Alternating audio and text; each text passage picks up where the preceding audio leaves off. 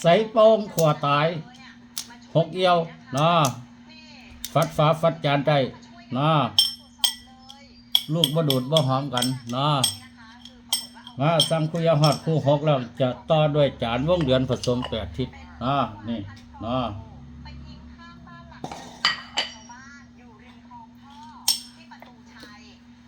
ฝา10 ทิศครับผมสวยฟ้าแล้วนะบอกกุกลกเล็กๆเด้นะ4 2 เอี่ยวสั่งคู่เอี่ยวถึงคู่6บ่ได้ให้อากาศ3 ครั้งนะยืน4โชว์สาวหัวอีกคือสาวนะบื้อยืน4แห้งแท้กำลังดียืน4บ่ได้ ใส่ไปขวบไปซ้ายนี่คิดใกล้นะยกต่ำสะบัดข้อเห็นปะใส่ไปขวบไปซ้ายเข้าครัวแบบฟรีคิกนะ2 6กับเอียวนะฟรีคิกว่าท่าน2หงายออกท่านที่นับ1ยืนได้เหมือนห้องหน้าพื้นได้เหมือนห้องหน้าเนาะเดี๋ยวสิยืนให้เบิ่งยืน4แล้วจะสิยืนยาวให้เบิ่ง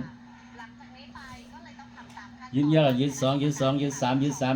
ยืน4ยืน5แล้วยืน6เนาะติ้วเนาะเห็นป่ะนับ1ยืนคั่วแม่นครับผมสมิรับประกันความทนทานเนาะติ้วยืนเอี่ยมเล็กฝาคือยืนได้คือยืนขวาได้จากบัลเลอร์นับ2จะเอาใส่ขวางบเข่าเนาะ2โยใส่กับขวาลูกนอกงบเข่าเนาะติ้วนับ2ยืน2ปัดดินะยืนยาวละยืน2นะนี่ตั้ง90 องศากลางจานซ้ำเก่านะตึ๊บไม่กี่ฟันหมุนทั้งใดก็ได้ระวังหน้ากับหลังยืน2เบยแห้งกำลังดีเดี๋ยวถอดเบียร์นะปึ๊บใหญ่ห่างนะยกต่ำสะบัดข้อยืนแรงที่สุดยืน2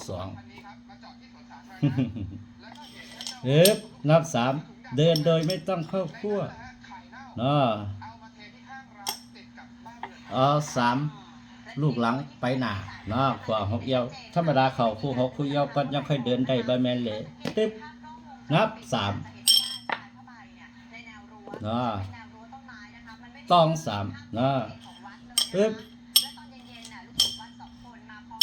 ใส่งามบ่หมดเมียงใส่ซักสอดนั่นคือใส่โกงขวดตายยืน3แล้วค่อยนับ4จะได้ยืนได้ทุกงานนับ4ตีพื้นไม่ใช่ขั้วนี่คือทายากเมื่อไม่หัดขับอาจจะยกบ่ได้มีทักษะโยพี่น้องนับ4ตีพื้นไม่ใช่ขั้วว่าคือควายแทะได้3 ก้อนต้องค่อยๆกันได้เย็น4โชว์สาวจะได้ตีพื้นร้อนกว่าเกี่ยวก้อยจะได้ยืนได้มัดทุ่งนาปะยืน4แล้วนับ5ดอกได้เด็ดดอกในหงายออกตีออกเทแว่คือของไม่ยิ่งนับ5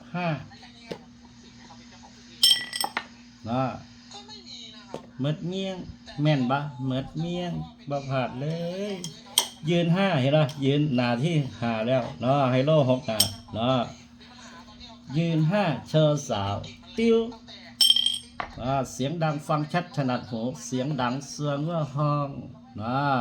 ฝัดเหล็กให้เป็นโซดาฝัดโซดาให้เป็นเหล็กนี่ยืน5แล้วมาแล้วก็นับ6นี่เข้ากั้วแบบฟรีคิกสั่งเอี่ยวไว้หน้าสั่ง6ไว้หลัง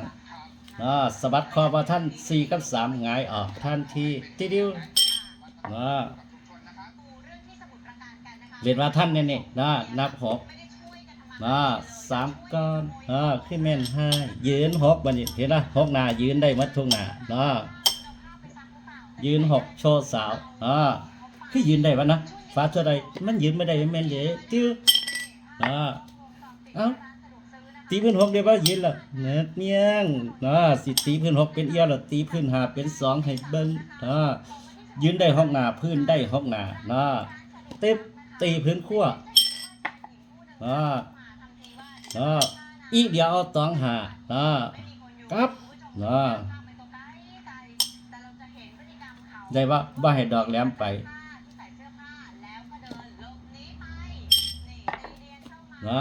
ตองห้ายืนห้าค่อยตีพื้นห้าเป็นสองแม่นปะเม็ดเงี้ยงยืนหาแรงที่สุดในโลกแรงข้างหลายมันกันไปพี่น้องเท่ากับย้ายห่างออกมาครับผมนี่ซองขวาหกกับเอี้ยวออกซ้ายกับขวายืนท่านที่ตีพื้นหาเป็นสองเลยปะยังสิบบ่ได้ถ้าสามเป็นสี่ก็ยังได้หกเป็นเอี้ยวก็ยังได้ห้าเป็นสองคือสิบบ่ได้ตีพื้นห้าเป็นสองเหมือนเมียยืนสองสะบัดข้อยืนสองไฮโลมีขาคือยืนได้ตีเดียวยืนสองแล้วจะเอาดอกหลังดอกหนามาหลังจากหลังเอาไปหนาแล้วบัดนี้เอาดอกหนามาหลังเอาสี่ขันมาได้ให้อากาศสามครั้งอึบเอาไหมหนึ่งครั้งสี่แล้วนี่เสียวหาประมาณเหลือ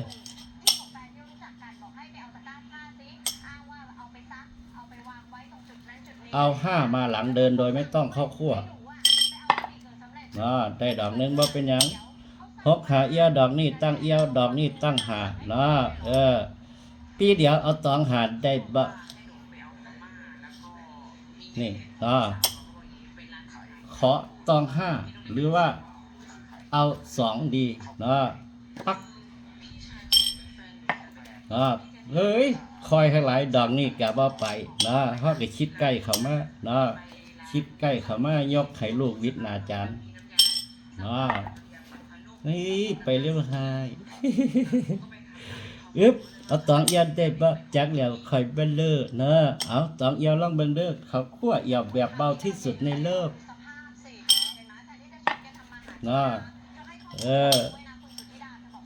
ตีพื้นขั้วแบบเบาที่สุดในโลกจากหกจากเอี่ยวเป็นหกทีเดียวบ่ได้ไว้ตีพื้นขั้วค่อยๆบ่ได้เราพอดีพองามครับผมตีพื้นขั้วปักขึ้นตรงลงเร็วเห็นพอดีพองามปึ๊กเดียวบัดนี้อึ๊บเอาอย่างดีเอาตองสามได้บ่จากเนี่ยค่อยเบิ้ลเลิกเอาตองสามเบิ้ลเลยติ๊กเดียวโอ้ยคอยโคตรเงินข้างหลายก็ได้ญาติจะดอกกลางมันไปอันเด็เอาไหมติ๊กลึงไว้เห็นก็ตองสามตองสามแล้วเอาเดินโดยไม่ต้องเข้าครัวเอาสองหลังไปหน้าเห็นคอยซองนี้ขัดตอกแล้วเอาสองเอาสามไม้ตั้งสามไม้ครับผมให้โอกาสกันแต่เพราะว่ามันหลุด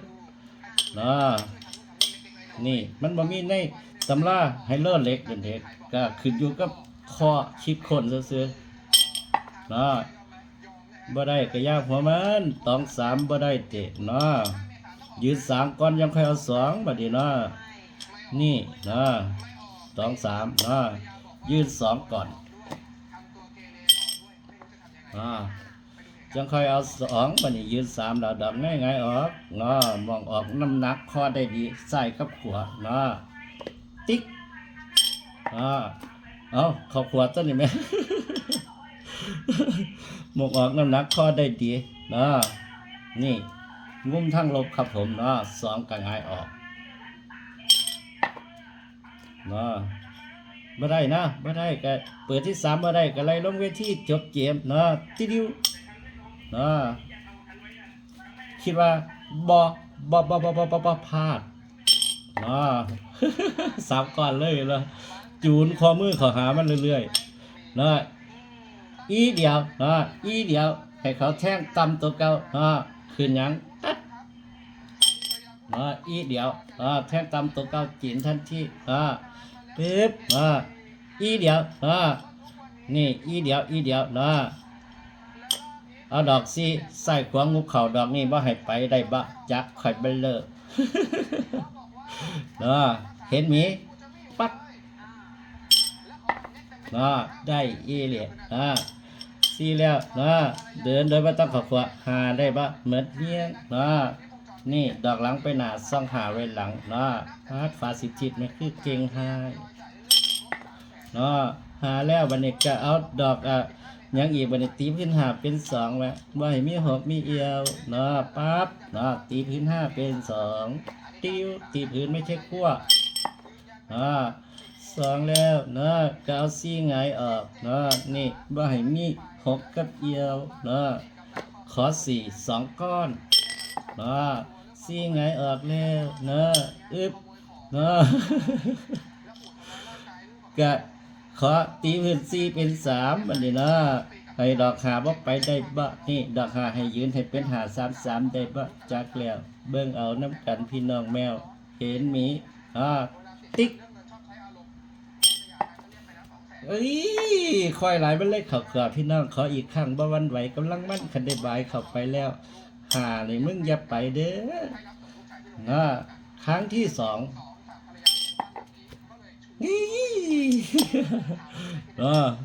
บ่ได้อีหลีว่าตีพื้นเป็น2บ่เป็นหยังครับผมเอาแห้งไปเลยปั๊บนี่แบบนี้กับผมหันหัวขอนในยกกระแทกแดกดันกะเป็น4ทันที4แล้วปึ๊บดอกหลังไปหน้าได้บะคู่5เดินโดยไม่ต้องเข้าขั้วคู่5เรียกแบบนี้อีเดียวเอา3สูงขึ้นได้บ่อีเดียวบ่ให้6นี่ไปขอ3สูงเดินโดยไม่ต้องเข้าขั้วโอ้ยคือมันผัด3ตำนะพี่น้องแมว12นาทีอยากได้กระทักมาเหินฟ้ากระซิบเหินฟ้า10ทิศเหินฟ้า4ซองเหินฟ้าสูงต่ำต่อด้วยจานเป็นได้ลูกทรหดเป็นหนักหนานี่เข้าขั้วเสร็จแล้วขีดตัวดอกเล็กต้อง3เอาฟ้าบ่มีแม่เล็กแบบนี้ต้อง3ทีเดียวนี่เริ่มต้นด้วยคู่4ก่อนเอาไหมต้อง3ไหมเริ่มต้นด้วยคู่4ว้ายดอกโซดาต้นนี้เบ้ คือกันข้างหลายใส่งามข้างหลายเริ่มต้นด้วยคู่4ทีเดียวคู่4แล้วจะค่อยนับ1ใส่ไปขวบไปซ้ายสไลด์ขึ้นไปซ่องหาแต่ว่าสไลด์ใส่โค้งขอเอี่ยวขาดน็อตเอี่ยวแล้วปึ๊บนับ2บ่นับ2แต่หมุนกดไว้แล้วจะหยุดหมุนสับคันหลอกแล้วหมุนจานตามซ่องหาหมุนแล้วสิไปแท่งกัก43บันไดเด็ดดอก2ขึ้นเพ้อเวอร์ดอก2ขึ้นแล้วหมุนกดหัวแล้วจะหยุดหมุนสไลด์ขึ้นไปซ่องเอี่ยวไว้หน้าซ่องหอกไว้หลังสะบัดข้อไม่เข้าขั้วสะบัดข้อยืน2ปึ๊บบัดนี้ค่อยสไลด์ลงมาได้บัดนี้ค่อยสไลด์ลงมานี่ซ่องหกกับเอี่ยวไว้หน้าลาดค่อยกินเลยทันทีค่อยใส่ขวางบเข่านับ3นับ3แล้วปึ๊บค่อยสไลด์ลงมาจานสไลด์ก็ได้ที่นี่เป็นได้ลูกค่อยฟัดได้ทึกจานนึงฝาบ่นี่นี่มือค่อยสั่นสไลด์ใส่ซ่องเอี่ยวผัดสไลด์บ่ไปสไลด์ยืน3ปึ๊บบัดนี้ค่อยสไลด์ขึ้นไปซ่องเอี่ยวบัดนี้ปิ้วนี่ดอกนี้มาก่อนสไลด์ออกข้างสไลด์ออกข้าง สองกับหาอยู่ข้างเนาะขึ้นอย่างสไลด์ใส่โค้งลงขอดพื้นคู่ซีเนาะปึ๊บบัดนี้จากข้างเนาะค่อยสไลด์เข้ามาเนาะจากข้างนี่ค่อยก็สไลด์เข้ามาเนาะปึ๊บเนาะบัดนี้ขึ้นข้างอีเหลโคหานับ5เนาะนับ5แล้วปึ๊บเนาะค่อยหมุนทันที่ปวดหัวแล้วจะหยุดหมุนเนาะปึ๊บบัดนี้ค่อยซ่องให้เลยซ่อง3ไว้หน้าเนาะค่อยสไลด์จากหลังก็จากหน้ามาหลังติ้วเนาะนี่เนาะดอกนี้เอามาไว้นี่เนาะนี่นับ6ขึ้นพื้นหนึ่งเนาะว่าเป็นหยังให้โอกาสกันค่อยบ่ถนัดทางหลังปึ๊บเนาะใส่ไปขวาขวาไปซ้ายปั๊บเนาะค่อยสไลด์ไปทางหน้าต้องหาเกี่ยวก้อยติ้วนับ6หมุนปวดหัวแล้วจะหยุดหมุนฟัดอีเดียวเอาตองซีขึ้นฟัดเปิด2เอาคู่เอียวนะอีเดียวไปบ่ล่ะโอ๊ยไปบ่ล่ะอุ้ยไปยึดตัวนี้นั่นบัดนี้ซ่องหาซ่องหาเพิ่นว่าซ้ายไปขวาขวาไปซ้ายเพิ่นกักกะหาเปิดที่2ตีพื้น6เป็นเอี่ยวงงเลยทันทีซ่องหาเสียกแท่งหานั่นเด้เขาพลักบัดนี้หมุนบัดนี้ปวดหัวแล้วจะหยุดหมุนบัดนี้ปั๊บหมุนอีกบัดนี้ปวดหัวแล้วจะหยุดหมุนหมุนอีกปวดหัวแล้วจะหยุดหมุน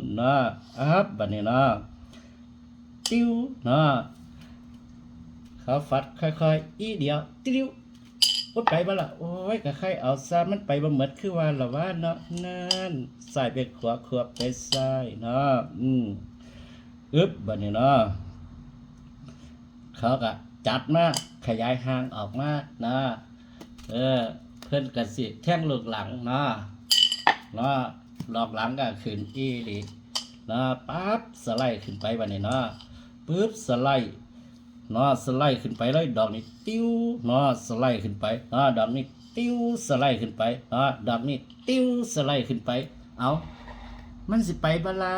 ก็ขอบจานครับปานนั้นแหมค่อยบ่สไลด์ทะลุดิสไลด์ฝาลงมาบัดนี้ซ่องไว้หน้าซ่องหาไว้หลังติดสไลด์ฝาลงมาปั๊บคู่หาดอกหลังหงายไปหน้าได้บ่ติดิวนานมันคืองบไปได้จากข่อยบ่เลยปึ๊บบัดนี้ค่อยก็สไลด์ขึ้นไปอีกสไลด์ขึ้นไปอีก2เอียวสไลด์ขึ้นไปอีก2เอียวอีเดียวตีลังกาฝาปุ๊บไปบ่ล่ะนั่นฟัดค่อยๆกันยังไปไข่กูเอาซะเพิ่นว่าขึ้น6ยังบ่ทันได้สับโลกบัดนี้ก็2เอียวคือเก่าอีเดียวบัดนี้พื้น2ติดิวนั่น3ก้อนปึ๊บบัดนี้ดอกนี้สไลด์ลงมาข่อยคนมัก4ข่อยซ่อง4ไว้หน้าสไลด์ลงมาดอกนี้ก็ซ่อง4ไว้หน้าต้อง2ข่อยซ่องสไลด์ลงมาดอกนี้ก็ซ่อง4ไว้หน้าข่อยก็สไลด์ลงมาต้อง2ข่อยว่าข่อยสไลด์เอาดอกหน้าคู่4โอ้ยดอกนี้สไลด์ไหมเอาสิ2แล้วสไลด์หน้าสไลด์มาแล้วจับ4ง่ายขึ้นแล้วตั้ง2ดอกนี้2กับ2 4ไว้หน้าสไลด์ลงมาแล้วก็จับ4ตั้งขึ้นแล้วก็ตั้ง2เคยเห็นดิจานสไลด์เคยเห็นป่ะ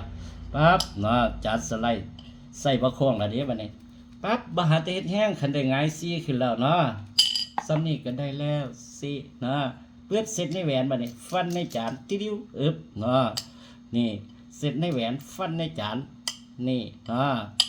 นี่ซ่อง6ให้เลยอีเดียวขึ้นตอง6ไปบ่ล่ะนั่นเอาตั้งหม้องเก้าอีกเสร็จในแหวนให้เบิ่งแล้วดอกนี้6ดอกนี้6ปึ๊บตั้งดีๆให้มันเป็นระเบียบเห็นป่ะเสร็จในแหวนฟันในจานติดิวอีเดียวอีกแล้วเพิ่นสิแท่ง6บ่หรือแท่งพื้นข่อยกินเด้6กับบ่มีพื้นกับบ่เข้าออกซ้ายขวาครัวหานั่น พื้น1อีหลีแต่บ่เป็นหยังดอกนี้มันมีหาอยู่ดอกนี้ตั้ง5ดอกนี้ตั้ง3ปึ๊บตั้งหม้องเก้าอีกปั๊บก็ดอกนี้ตั้ง3 ตั้งหมองเก้าอีกครับผมเนาะปักเข้ามานี่เนาะปีเดียวเนาะแท่งตัวเก้าจีนเด้เนาะขึ้นพื้นต้นเนี่ยเงี้ยก็หาเนาะหาเอาไหมครับผมมันเวลายาวแล้วเนาะปั๊บเนาะนี่เนาะตั้งหมองเก้าอีกเลี้ยงแถวหน้ากระดาษครึ่งหนึ่งของครึ่งหนึ่งอีเดียวขอตอง3เดินโดยไม่ต้องเข้าครัวโอ้ยบางอย่างยังไปเยอะเงินแทกหลายสันดาปะหมุนปวดหัวแล้วจะหยุดหมุนเนาะนี่ตึ๊บเนาะสไลด์ขึ้นไปซองเอียวให้เลยเนาะเห็นไหมซองเอียวเนาะกระแทกแดกดันสะบัดข้อไม่เข้าขั้วสะบัดข้อยืน3บัดนี้เนาะนี่ก็สไลด์บอกนี่ไว้นี่นะสไลด์ลงมาจากหน้าเนาะซอง6กับเอียวเนาะปั๊บเนาะนี่ซอง6กับเอียวอีเดียวขอได้บะ6แต้มเนาะ6แต้มเนาะปึ๊บเนาะสไลด์ลงหลังบัดนี้เนาะสไลด์ตีดลงหลังซองเอียวเนาะสะบัดข้อไม่เข้าขั้วเนาะบ่อยมี6กับ5เลยบ่อยมี6กับเอียวเลยสไลด์ออกข้างบัดนี้ซอง4กับ3เนาะเห็นว่าสไลด์ออกข้างนะ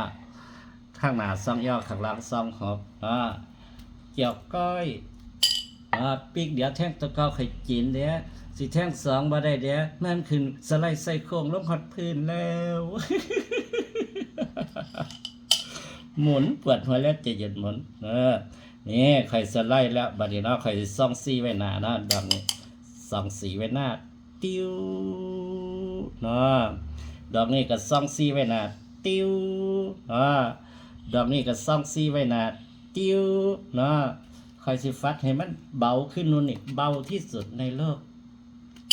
นี่คอยสิแท่งตัวเก่าเลยเวียดนามกับอินโดคำฝาไปเลยแท่งตัวเก่าแท่งตัวเก่าทันทีเมื่อเจ้าว่าคอยขึ้นยังมันเกิดขึ้นตองเอียวนั่นเด้5เอียวติดิวงานฟัดคอยก็ได้ฟัดแท่งก็ได้22นาทีอยากได้ก็ทักมา0953795279ขันที่สินอีนี่แหละใส่โป้งขวดตายฟัดฟ้าฟัดจันได้แม่นเป๊ะเนาะ